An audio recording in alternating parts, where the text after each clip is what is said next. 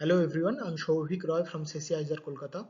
I'm going to talk about magneto-hydrodynamical understanding of the interactions between coronal mass ejection and Earth's magnetosphere. Let me give you an overview of this presentation. I'm going to talk about the physics of the star-planet interactions, the modeling of the flux ropes, I'll share some result and I'll conclude. We all know our star Sun has a vigorous magnetic activity, and because of that it shapes Earth's magnetosphere. And we see auroras, we see space weather variations, we see geomagnetic storms, and it affects the satellites and the space missions. To prove the interactions between a star and planet, CC has developed a magneto-hydrodynamical module based on Pluto architecture, where we have assumed that it's a far out Earth-like planet. It has an intrinsic dipolar magnetic field. The stellar wind or the solar wind in this case is a magnetized shock, and the domain is full of non-relativistic, compressible and adiabatic fluid of gamma 5 by 3, and the magnetic diffusivity is low but non-zero, so the magnetic Reynolds number is very high. Here in this video you can see how solar wind forces the Earth's magnetosphere. For more details about CC star-planet interaction module, please see the references. Now let's move to CMEs. Other than the solar wind, the coronal mass ejections of the CMEs is the most energetic way the Sun loses its energy into the heliosphere. And in this presentation, I am going to tell you about how we can model a ICME, and we can see the interactions between an ICME and Earth's magnetosphere. To model the interplanetary coronal mass ejection, that is the heliospheric counterpart of the coronal mass ejection, we have used a Goldwell flux rope model. The flux rope expansion is assumed to be negligible during the computation, and the flux rope central axis is assumed to be normal to the ecliptic plane, such that the core is passing through the Earth directly. Now it is clear that as ICME will see Earth in a shaped magnetosphere, so we have used the CESIS beam to shape the magnetosphere first, and the output looks like this. Here you can see how the solar wind forcing creates a steady magnetosphere initially. Then ICME arrives and changes everything. If we can say that the solar wind forcing is creating a steady but dynamic magnetosphere, then we must have to admit that the ICME forcing is nothing but a perturbation to the steady state. And to understand that, here we are looking at the deformation of the magnetosphere in terms of magnetopause boundary. Magnetopause boundary is basically creates when the dynamic pressure of the incoming wind balances the magnetic pressure of the earth. Here you can see the noon, dusk and north polar view of the initial magnetopause boundary when the solar winds already created a steady magnetosphere. But as soon as the ICME hits, in the dusk view and the north polar view, you can see how the magnetopause boundary pushes back towards Earth.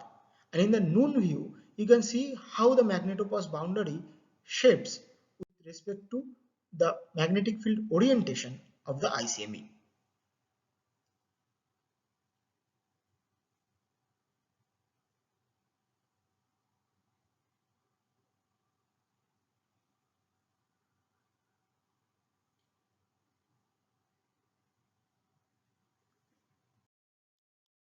We have done a virtual satellite observation of the modeled ICME in our computational domain. A virtual satellite is nothing but a fixed point in space measuring the magnetic field with time. Similarly, like the WIND spacecraft sitting at L1 point measuring the magnetic field intensities of the incoming ICME. Here I am presenting the observation of magnetic fields from WIND spacecraft and a virtual satellite of a same ICME event. You can see the magnetic field correlates very much except for the X component, because in real case the ICME was not perpendicular to the ecliptic plane. To understand the effect of the ICME forcing on Earth's atmosphere in terms of mass loss and mass gain, we have taken a box of 10 RE around the Earth. On your left, you can see how the mass outflow rate from the 6 surfaces of this box depends on the time. The green curve shows how the wind, the solar wind, increases the mass outflow rate with time. And then the red curve and the blue dotted curve shows how it further increases for an ICME. The red curve is the twisted ICME profile, and the blue dotted curve is for an untwisted ICME profile. You can see for the untwisted ICME, the mass outflow rate is maximum and almost constant throughout the passage. But for the twisted ICME, the mass outflow rate is maximum only when the ICME core hits the earth. This is because for an untwisted ICME, the reconnection on the day side of the earth is happening throughout of the ICME's passage. But for a twisted ICME, the reconnection is maximum when the ICME core hits the earth. That's why the mass outflow rate is also maximum when the core hits the earth. On your right, this is the mass inflow rate with respect to time. You can see when the wind hits the earth, it injects a plasma into the earth atmosphere, but again the rate decreases with time until the ICME hits the earth. For ICME, the mass injection remains throughout the passage and it is almost 10 times than the wind.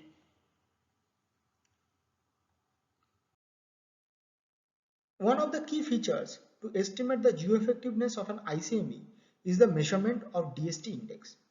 The Disturbance Storm Time Index or DST index is a measure in the context of space weather.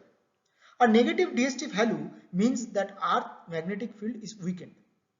On the other hand, the ring current around Earth carried by the charged particles trapped in Earth's magnetosphere produces a magnetic field that is directly opposite to the Earth's magnetic field. So we can say a negative DST index means a weaker geomagnetic field, means a high ring current. Though we are dealing with fluids, not particles, still you can see in this top image that the fluid is following the drift and creating a ring current. Here the arrows basically represents the vector direction and the background color represents the vector amplitude. In the figure below, you can see the actual DST index and ring current correspond to a same ICME event. And both the images correlates very well. You can see the DST index suddenly decreases when the ICME hits, and at the end it increases and stayed in a steady value but different from the initial one. For ring current also you can see the current increases at the ICME hits and then again decreases and stays in a steady value but at a much higher value from the initial one.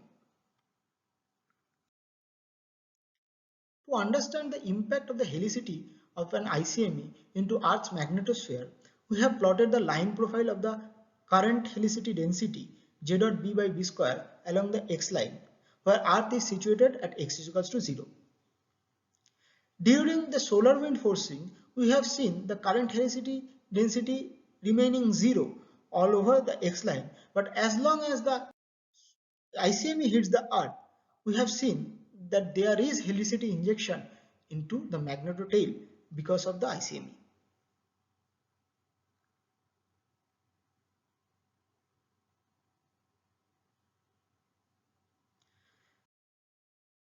Let me stop here with the conclusion that the in situ observations support CCSPM results and make it an important tool to probe and predict space weather conditions in future. The solar wind forcing leads to a steady and dynamic magnetosphere, and the ICME is nothing but a perturbation to the steady state. The dayside magnetopause is pushed further towards the Earth by the ICME and it is deformed by the magnetic field orientations. The magnetic helicity of the flux stroke distorts the shape of the magnetosphere and the magnetotail current system. The current enhancement around the Earth and the magnetotail is visible during the geostorm. The ICME comparatively enhances the in and outflow rate of the mass around the Earth. The mass loss rate is comparatively high when a twisted core is passing. The in situ DST index measurement correlates with the current enhancement inside the magnetopause, that is the ring current, the flux ropes can inject the helicity in the magneto tail. Thank you all for listening.